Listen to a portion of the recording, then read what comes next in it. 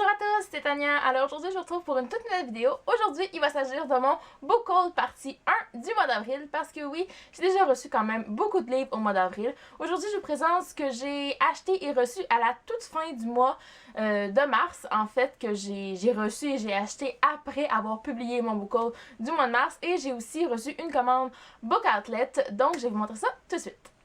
Les deux premiers livres que je vous présente, c'est deux livres que j'ai achetés à la toute fin du mois de mars quand je suis allée en librairie. Je vous avais présenté dans mon précédent book haul le premier tome de la série des frères McCarrick de Kresley Cole et j'ai lu ce livre-là, donc je me suis dit, je vais acheter les deux autres tomes et je savais qu'ils étaient disponibles à ma librairie, donc je suis allée les acheter.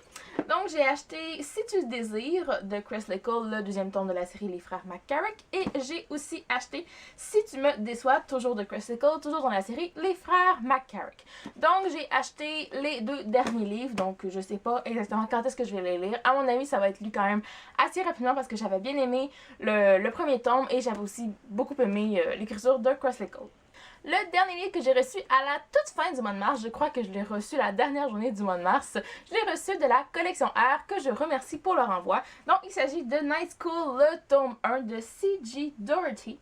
J'espère que je le prononce bien. Donc, c'est le premier tome de la série Night School. Je me suis dit que c'était le moment ou jamais de me lancer dans cette série-là, puisque le cinquième et dernier tome va sortir, je crois, printemps, début été en France et un petit peu plus tard aussi au Québec.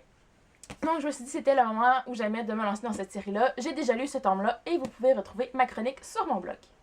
Les 5 prochains livres que je vous présente, c'est une commande Book Outlet que j'ai passée à la toute fin du mois de mars, si je ne me trompe pas. Donc, elle est arrivée dans la première semaine du mois d'avril. Le premier livre que je vous présente, il s'agit de Never Too Far d'Abby Glines, qui est le deuxième tome de la série Rosemary Beach.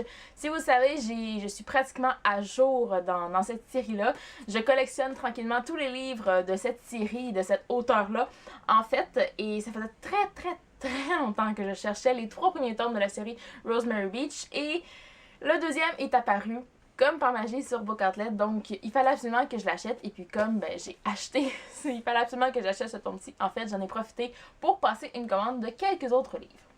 Le prochain livre, il s'agit de Wallbanger d'Alice Clayton, qui est en fait le tout premier livre new adult que j'ai lu dans ma vie. Oui, ça fait très longtemps de ça. Je dirais que ça remonte à environ 2 ans maintenant, je crois. Donc, c'était vraiment le tout premier et je ne l'avais jamais acheté en fait parce que je le trouvais extrêmement cher en librairie. Je sais pas pourquoi, ces livres-là ont toujours été très dispendieux. Déjà que les new adultes sont dispendieux habituellement, ben celui-là, il était encore plus.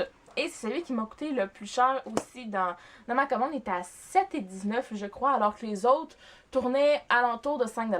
Donc, c'était quand même beaucoup plus cher, mais il était à, je crois, 18 $ pour un paperback.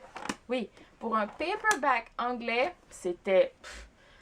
J'aurais jamais payé ça à plein prix, donc j'étais très heureuse de le voir apparaître sur Book Outlet. Et comme des faits, j'ai trouvé aussi le tome 3 de la série.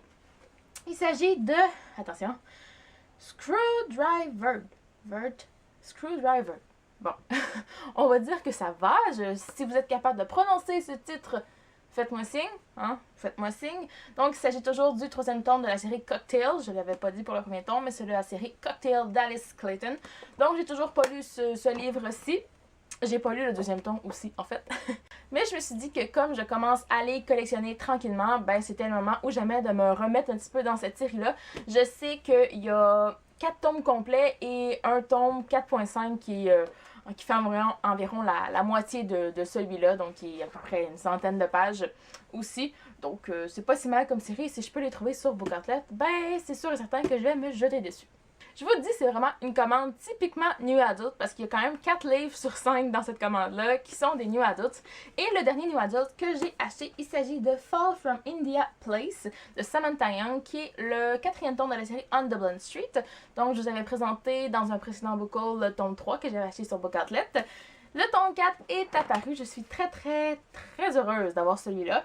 Je dirais que je suis pas fan de la couverture de celui-là. Franchement, Je sais pas pourquoi, mais je suis pas fan, mais bon, c'est pas grave.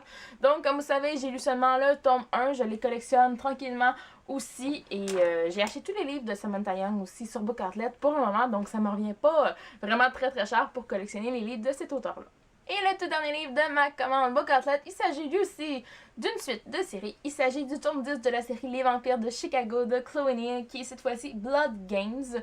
Donc j'aime beaucoup la couverture de celui-ci. Donc j'ai lu le mois dernier les 2 premiers tomes de la série. J'avais aimé, mais sans plus. C'était bof, disons. C'est une note de 3 sur 5 environ pour les 2 premiers tomes. Mais c'est pas grave. C'est des tomes qui sont pas chers. Hein. C'est sur Book Outlet. Ça me revient environ. Les 8 premiers, je les avais achetés à 2,75. Et puis les 9 et 10e, je les avais achetés pour environ 4$. Donc, encore une fois, c'est vraiment pas cher. Et voilà, c'est pour des livres qui sont neufs ou pratiquement neufs. Ben, c'est vraiment une belle occasion de les acheter.